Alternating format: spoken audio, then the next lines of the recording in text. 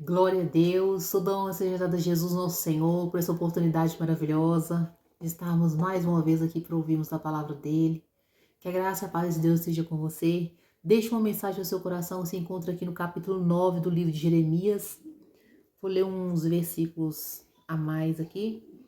Gostaria que você prendesse sua atenção um pouco para ouvir a palavra. Oxalá a minha cabeça se tornasse em águas e os meus olhos uma fonte de lágrimas, então eu choraria de dia e de noite os mortos da filha do meu povo. Oxalá tivesse no deserto uma estalagem de caminhantes, então deixaria o meu povo e me apartaria dele, porque todos eles são adúlteros e um bando de aleivosos. E estendem a sua língua como se fosse o seu arco, para a mentira, fortalecem-se na terra, mas não para a verdade, porque avançam de malícia em malícia e a mim não me conhecem, diz o Senhor. Guardai-vos cada um do seu amigo e de irmão nenhum vos fieis, porque todo irmão não faz mais do que enganar e todo amigo anda caluniando. E zombará cada um do seu próximo e não falam a verdade, ensinam a sua língua a falar mentira, andam-se cansando em obrar perversamente. A tua habitação está no meio do engano, pelo engano recusam conhecer-me, diz o Senhor. Portanto, assim diz o Senhor dos Exércitos: eis que eu fundirei e os provarei, porque de que outra maneira procederia com a filha do meu povo? Uma flecha mortífera é a língua deles, fala engano com a sua boca. Fala cada um de paz com seu companheiro, mas no seu interior arma-lhe ciladas. Porventura, por estas coisas não os visitaria, diz o Senhor? Ou não se vingaria minha alma de gente tal como esta? Agora vamos pular aqui para o versículo 20. Continuando aqui no versículo 23. Assim diz o Senhor: não se glorie o sábio na sua sabedoria, nem se glorie o forte na sua força, não se glorie o rico nas suas riquezas, mas o que se gloriar, glorie-se nisto, em me conhecer e saber que eu sou o Senhor, que faço beneficência, juízo e justiça na terra, porque destas coisas me agrado, diz o Senhor. Glória a Deus por essa palavra. Aqui nessa palavra, o Senhor está falando com o povo. Como Deus não vingaria essa gente dessa situação que foi lido nesse capítulo. Depois você leia o capítulo inteiro para que possa compreender melhor esse capítulo e possa tirar dele proveito, para que a gente possa se chegar na presença de Deus e vivermos dias diferentes do que está escrito nesses versículos que eu li. Eu li do 1 ao 9 e o 23 ao 24. Então aqui o Senhor disse como ele não vingaria de gente tal como essa. Nós estamos vivendo dias que nenhum desse versículo aqui é diferente do que está escrito. São situações que a gente encontra a todo momento, a gente tem encontrado a todo instante, e o Senhor não tardará em cobrar. Deus tratará toda a malignidade do homem.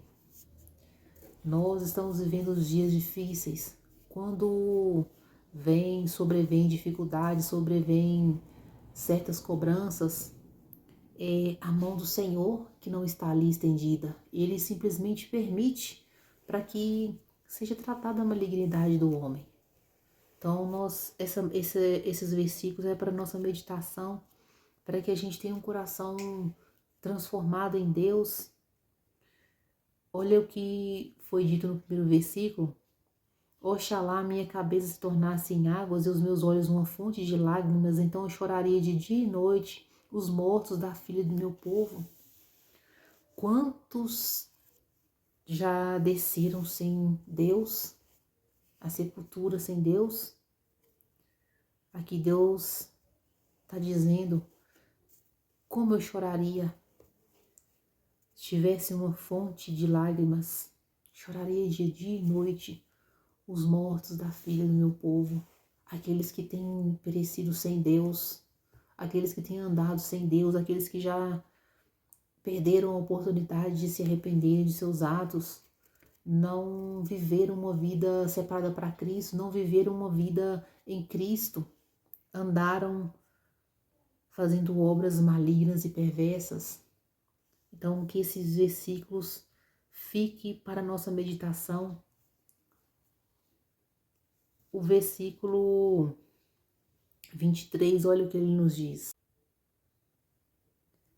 Assim diz o Senhor, não se glorie o sábio na sua sabedoria, nem se glorie o forte na sua força, não se glorie o rico nas suas riquezas. Mas o que se gloriar, glorie-se nisto, em me conhecer e saber que eu sou o Senhor e que faço beneficência, juízo e justiça na terra, porque dessas coisas me agrado, diz o Senhor. O juízo de Deus vem sobre todas as coisas. Nós precisamos andar com uma vida separada em Cristo para que nós possamos escapar do juízo de Deus, porque Deus, ele é Deus de justiça e assim ele se agrada.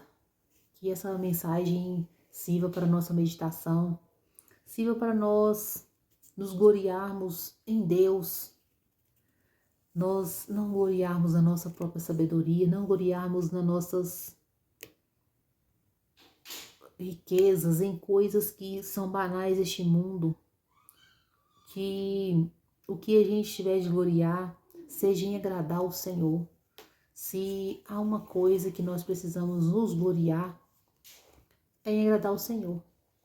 Não importar com o que o homem diz, com o que o mundo diz, com o que está acontecendo, ou o que deixou de acontecer, ou que fulano é assim, ou que Beltano faz isso.